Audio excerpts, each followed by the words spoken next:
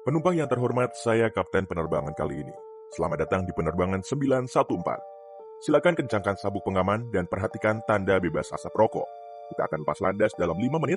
Saat berada pada ketinggian jelajah, kami akan menyajikan minuman untuk Anda.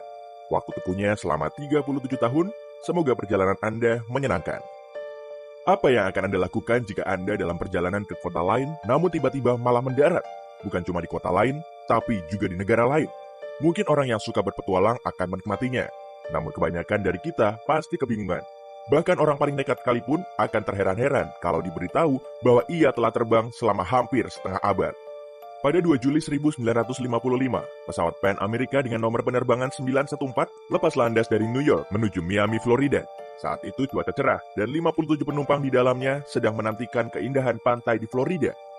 Pesawat tersebut lepas landas tanpa masalah, namun 3 jam kemudian, ketika seharusnya pesawat sudah mendarat di bandar udara tujuan, pesawat tersebut tidak kunjung terlihat. Radar menara kontrol di Miami tidak melihat tanda-tanda kedatangan pesawat ataupun sinyal darurat yang mereka terima. Ketika pengatur lalu lintas udara menghubungi menara kontrol di New York, mereka mendapatkan jawaban yang membingungkan. Penerbangan 914 telah lenyap dari radar. Semua fakta mengarah pada hilangnya pesawat tersebut. Selain tidak terdeteksi radar, pengatur lalu lintas udara juga tidak dapat menghubungi pilot melalui radio. DC-4 lenyap begitu saja tanpa meninggalkan jejak, baik pesawat maupun penumpangnya. Investigasi pun segera dimulai. Rute penerbangan itu melalui sebagian wilayah Samudra Atlantik, dan sepertinya satu-satunya penjelasan yang masuk akal adalah pesawat itu jatuh dalam perjalanan. Tim penyelamat pun dikerahkan, penjaga pantai menyisir lautan, namun tidak ditemukan petunjuk sama sekali. Dengan kecewa, tim investigasi tidak dapat menjelaskan apa-apa. 61 orang, termasuk awak kabin, menghilang dalam sekejap bersama penerbangan 914. Alhasil, meskipun kasus ini tidak pernah benar-benar selesai, pesawat tersebut secara resmi dinyatakan jatuh dan tidak satu pun penumpang selamat. Meskipun ada banyak pertanyaan dari para keluarga korban, tidak ada yang bisa menjelaskan apa yang sebenarnya terjadi pada penerbangan 914 hingga setidaknya 37 tahun kemudian.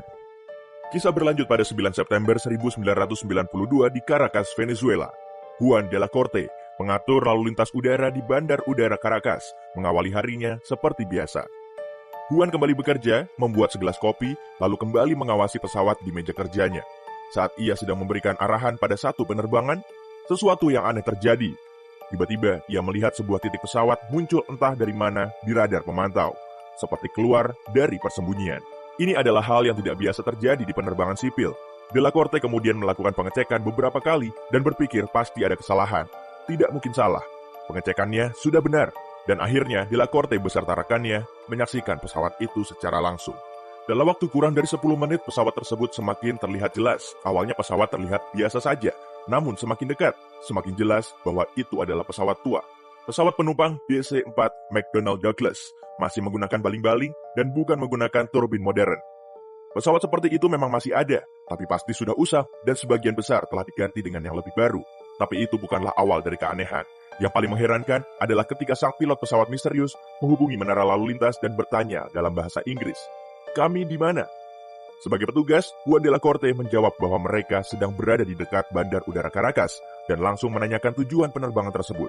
Hening beberapa saat sebelum pilot menjawab, "Kami, Pan Am 914 terbang dari New York menuju Miami, Florida dengan 4 orang awak kabin dan 57 penumpang."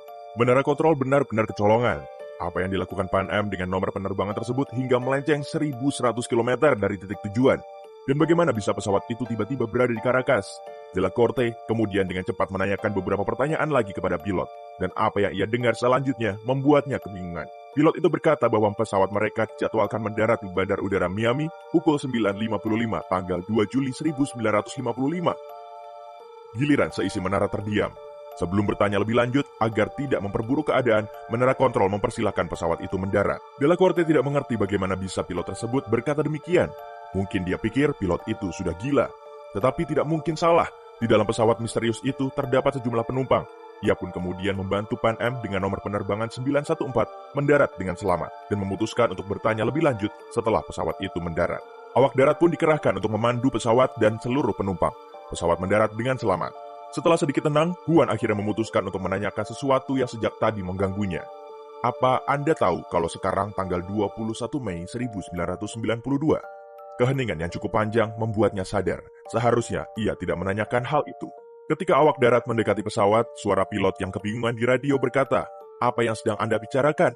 Ketika Delacorte mendengar hal itu, ia tahu seharusnya ia memerintahkan petugas keamanan untuk mengawal penumpang beserta awak kabin. Bagaimanapun juga, saat mereka mendekati pesawat, sang pilot melakukan hal yang tak terduga. Juan mendengar kapten berucap dengan panik, "Tidak, jangan mendekat, kami pergi sekarang juga." Dia menyalakan kembali mesin pesawat dan segera menuju jalur lepas landas tanpa menunggu aba-aba. Juan berusaha untuk mencegahnya melalui radio, mengatakan bahwa dirinya dapat membahayakan keadaan, tetapi sang pilot tidak merespons. Dia tetap mengendalikan pesawatnya menuju jalur lepas landas, menaikkan kecepatan dan mengudara. Untuk beberapa saat, pesawat tersebut masih terlihat di udara. Segera setelahnya, pesawat terpantau oleh radar, lalu lenyap kembali. Tidak ada kata yang dapat menggambarkan keterkejutan Juan dan rekan-rekannya di menara kontrol. Mereka baru saja melihat pesawat tua yang muncul entah dari mana. Pilotnya memberitahu jika pesawat tersebut seharusnya terbang menuju Miami, dan sebelum mereka dapat melakukan apapun, pesawat misterius itu kembali lepas landas dan lenyap kembali. Seperti halusinasi saja, tidak ditemukan jejak apapun dari pesawat tersebut, dan hingga saat ini tidak ada yang dapat menjelaskan apa yang tengah terjadi di Caracas pagi itu. Kalian mencium itu? Bau amis kan? Ya begitulah, banyak sekali perdebatan tentang kebenaran peristiwa itu. Kembali ke tahun 1985, sebuah tabloid mingguan bernama Weekly World News adalah majalah pertama yang memberitakan tentang kejadian ini.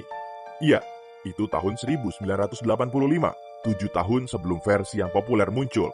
Lalu surat kabar yang sama memberitakan hal itu untuk kedua kalinya, dengan detail berbeda, menetapkan 1992 sebagai waktu di saat pesawat penjelajah waktu akan mendarat di masa depan. Foto Juan Delacorte, petugas lalu lintas udara di Caracas, juga berbeda dari versi 1985, sehingga diumumkan secara luas bahwa berita tersebut adalah hoax dan kemudian menjadi legenda urban. Bagaimanapun juga legenda itu tetap hidup dan banyak sumber menceritakannya kembali dengan versi mereka. Bahkan beberapa menyebutkan para penumpang akhirnya pulang ke rumah dengan selamat dan anehnya tidak satu pun dari mereka terlihat 37 tahun lebih tua. Sedangkan orang-orang yang mereka kenal menua seperti orang-orang pada umumnya. Mereka mengatakan dokter memeriksa sang pilot, awak kabin dan penumpang, namun tidak terdapat kelainan sama sekali. Mereka semua sehat walafiat. Bagian ini tidak dapat dipercaya, karena tidak ada satu bukti pun mengenai 61 orang yang kembali dari perjalanan selama puluhan tahun itu. Ayolah, sudah, mana mungkin mereka tidak makan?